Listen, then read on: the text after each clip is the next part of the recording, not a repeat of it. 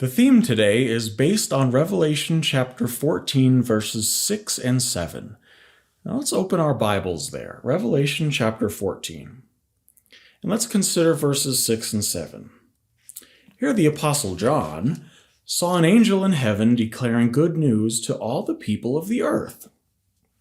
That part of the vision represents our time now, during the last days when the preaching work is taking place. Now let's look into the vision and see what the angel says to all the people of the earth, and then we'll discuss what it means. Revelation chapter 14, verses 6 and 7. This is John speaking. And I saw another angel flying in mid-heaven, and he had everlasting good news to declare to those who dwell on the earth, to every nation and tribe and tongue and people. He was saying in a loud voice, "Fear God and give him glory, because the hour of judgment by him has arrived. So worship the one who made the heaven and the earth and the sea and the springs of water." Yes, in this vision, John saw an angel. And the angel had a message to declare, a very important message. Fear God and give him glory. Yes, these words reflect our ministry and message. This prophecy has been fulfilled because we are now preaching and teaching all the people of the earth to fear God and give him glory. But what about you? Do you fear God? Do you give him glory? When you fear God, it means that you want to please him and please him well. And your behavior shows it. It's good behavior. Imagine you're at work and your boss says, "I'll be right back." Or you're at school and your teacher says, "I'll be back. Behave, class." Or your parent says, "I will be back soon. Please behave yourself." So you put on your best behavior. Even when you are alone, you behave to their standard, not your own, because you want to please them. You're motivated by your desire to behave and please them well. That's your motivation. You would feel ashamed if you displeased them. And that's what it's like when you fear God. Behavior that shows you want to please him. Does your behavior show you fear God? Well, you're attending the meetings. You're reading the Bible. You obey Jehovah's commandments. You pray, you preach and teach the good news, so you're doing quite well.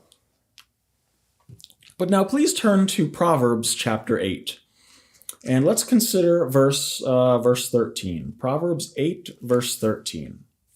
And let's see what else it means to fear God. Proverbs 8:13, the fear of Jehovah means the hating of bad.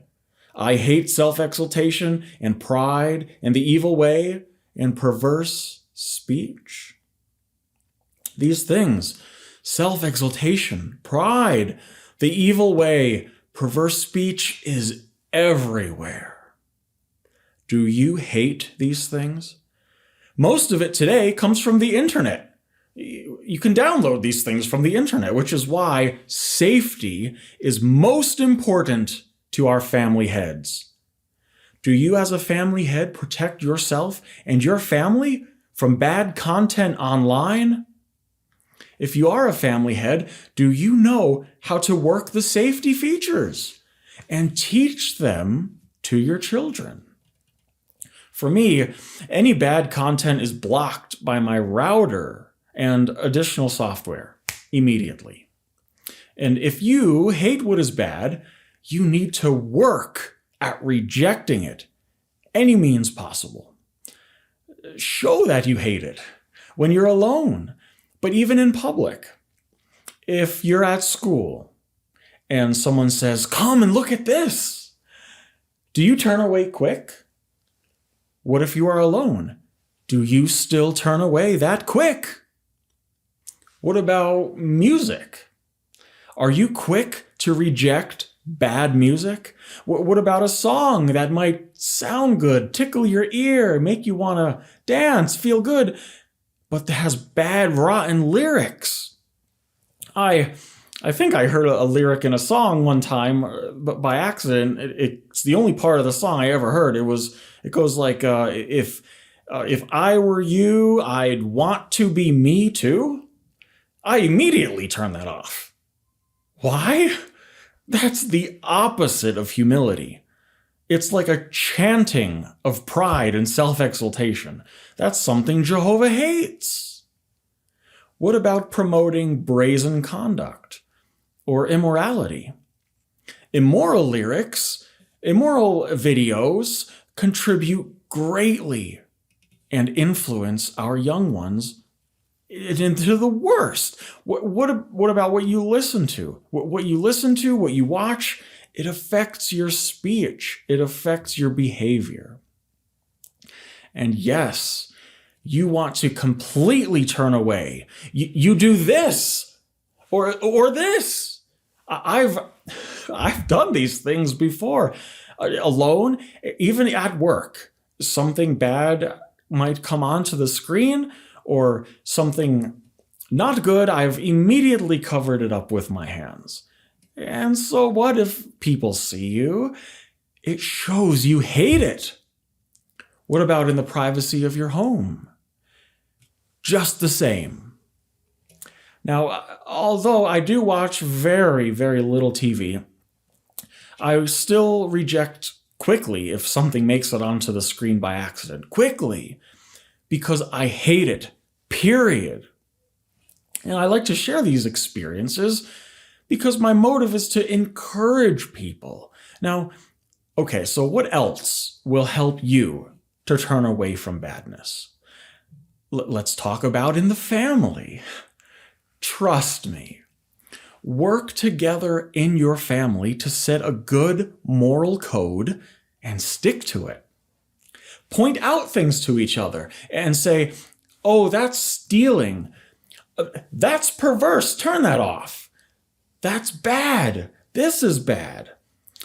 It helped me growing up, having to know what good to watch, what good to listen to, and what was bad.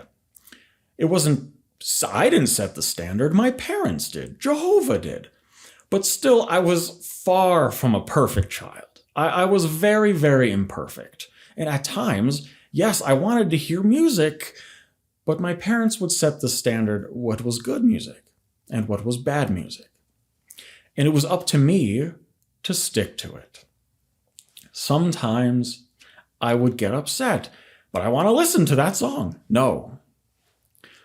But either way, I did learn what to listen to, what to look for in a song, in lyrics, what to look for in music, in videos. And I want to share this experience when I was young because there was a popular TV show, a cartoon that was even popular among Christians. And again, this is personal choice, but there really wasn't bad language or anything like that. It was just a cartoon about a working class family, culture, American culture, society, politics, and even history. But I wasn't allowed to watch it. Why?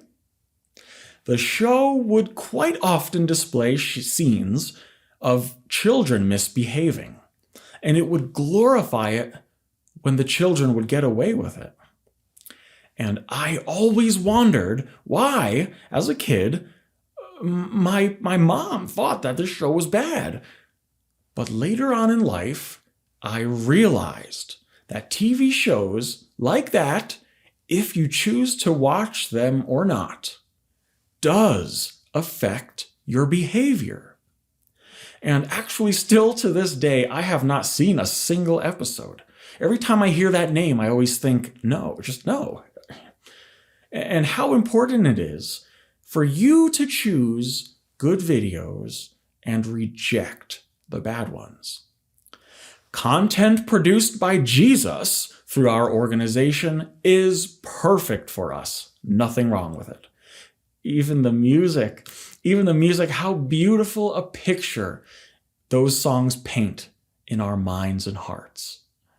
As parents, you're doing a good job when you mark what shows are not good, what music is not good, when you set the standard and explain why, when you set and mark the songs that are good and why they are good. Teaching your children how to find good content. Some children love space and science videos, nature videos. I love them too.